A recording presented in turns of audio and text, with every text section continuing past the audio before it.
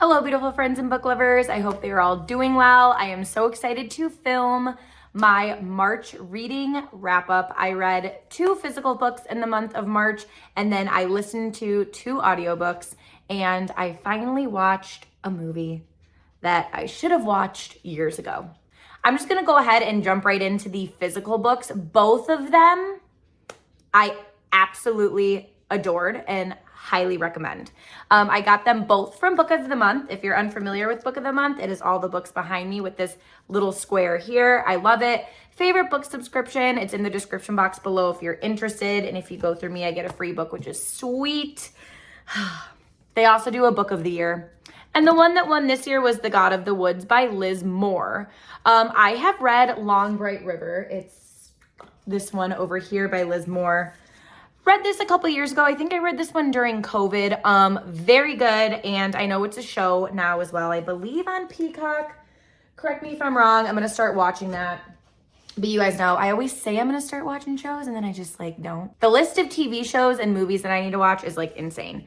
But anyways, I do really seriously want to watch that one. But I was really excited that I saw that The God of the Woods won. It was sitting on my TBR shelf, which is this one right here, for a long time, and I absolutely loved it. I think I'm gonna film a dedicated review for it. I took a lot of notes while I was reading it, so typically if I do that with a book, I'll end up filming a dedicated review where I'll do a non-spoiler part of the video with my rating and everything, and then a book chat portion for those of you that have read, so I can tell you all of my thoughts. But yeah, I mean, it's really good. Rating scale wise, you guys got to pick it up. It's multiple timelines. It's about this boy bear who goes missing. His family owns this summer camp. And then the other timeline is years later, his sister also ends up going missing, while she's attending the summer camp. There's quite a bit of characters and the book is rather lengthy, but I definitely think it's worth the read. It's amazing. I will say a hot take. It did beat out Kristen Hanna's The Women, which was my favorite book of 2024. And I still stand by this. If I was comparing these two, with The Women, wherever that amazing book is, here we go on my shelf.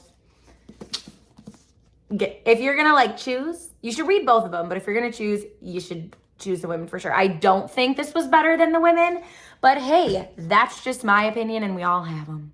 But yeah, I really enjoyed this because it does have that mystery thriller aspect, but it feels like it's a slow burn, but you are highly invested in these characters in the book. You want to find out what's going on. You have that mystery aspect to it. So yeah, I mean, really no complaints other than it felt kind of slow, and maybe slightly a little bit too long for me and my taste and my preference, but I definitely see, or I definitely understand all of the hype for sure. On my rating scale is another go get this book now. I've seen mixed reviews, but you guys know if I say go get this book now, it's because I fully believe that if you read it, I think you're gonna enjoy it. But this one is unique for sure. And this is the Blackwoods Blue Sky, not the Blackwoods. Ewan, Ivy. Look at this cover here, okay? Very interesting. Contrasted to this, very long, very short. I love a quick, short read, and I actually read this right after I read The God of the Woods, and that was because I needed to pick up something from my shelf that was not going to take me forever to read. This book is very interesting. It basically alludes to the fact that it's based off of certain fairy tales, although I will say I'm not sure what fairy tale, let's just put it that way after reading, but it says, Ewan Ivy returns to the mythical landscapes of Alaska with an unforgettable dark fairy tale that asks the question, can love save us from ourselves? I don't really want to even say the premise of this book because I feel like people would think it's massive spoilers. So I encourage you to read the premise on your own. I thought it was very well done. I thought it was wonderful writing. I was hooked. I shed some tears. It was one of those books when I finished it, I just was wow. I sat with it for a little bit. I don't know, guys. I recommend it. It is unique. And if you follow me on books or Bookstagram, I did say that, like, when I shared that I loved it. I did say, like, it is unique. It's definitely out there. It's not the usual genre that I read. So yeah, just go into, it's not a thriller by any means, but I really loved it. And yeah, I know it's got mixed reviews, but I think you guys should check it out. All right, getting on to the audiobooks. Thank you so much to Simon & Schuster Audio for letting me listen to Expiration Dates. I know this one's been out for a little bit. I loved it. When I'm going to sleep at night, I like to listen to either like a romance or sometimes like a middle grade novel. I'll try to find like my next read aloud for my class. If you're new here, I'm a teacher. So I'll listen to something light because it can't be a thriller or your girl's not going to sleep. But yeah, this one was good because without spoiling it, it has the romance aspect, but there's also like a more serious kind of, I don't know, addition to the plot. And I thought it was really well done. I was hooked. I loved it. It has a unique concept of the main character receives a note with an expiration date of how long she's going to be dating her next partner, which is kind of fun and cool. So it's like, you know, oh, Jack, and then 3 months. So then she knows in her head, okay, I'm only going to be dating this person for X amount of time. And then she kind of keeps her expectations either high or low, depending on like what the expiration date says, right? So like hearing that, it's unique, it's fun.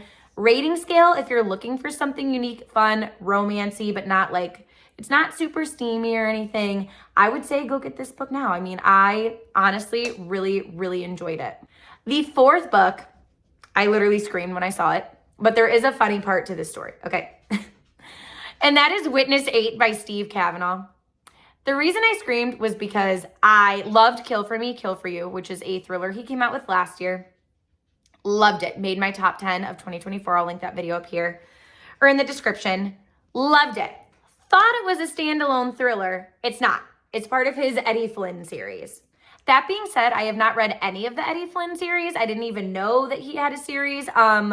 But it basically was like Will Trent vibes. Like, you know how you can pick up those books by Karen Slaughter and just kind of like get into the, you know, mix of it. Like the characters, I could tell that have been relationships built and stuff in the previous books. It was fine. That did not deter from the main plot of the story or the thriller for me in any way. And I thought it was really good. Like I had a really good reading month, you guys, okay?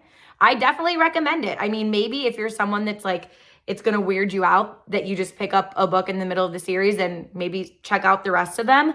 Like I said, it didn't really impact my reading journey at all with it.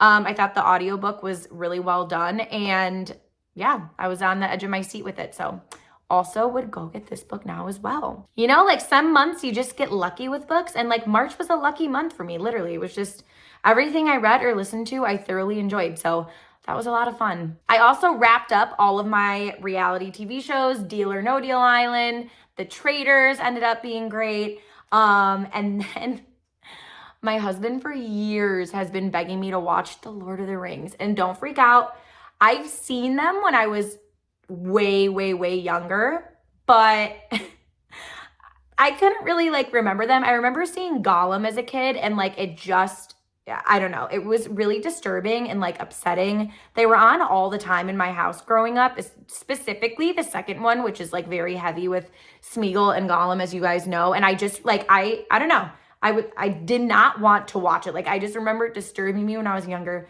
Whatever. I finally relented because he's watched Harry Potter with me so many times. I'm a huge Harry Potter fan.